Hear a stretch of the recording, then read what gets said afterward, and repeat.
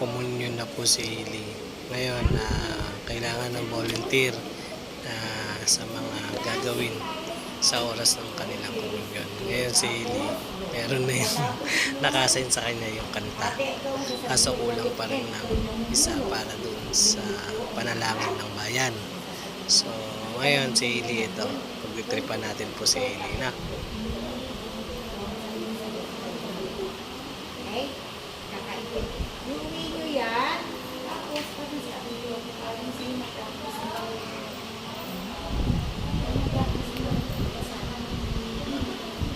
bukas, 12:30, nandito after ng binyag. Antayin ko kayo para ma-practice natin yung pag-akyat ninyo sa kanta. Few inches later. Si Hailey na lang daw po ulit.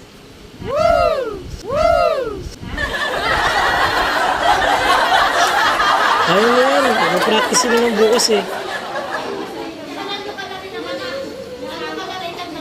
Mag-practice naman natin bukas eh. Kantahin mo ha. Kantahin mo ganda ha.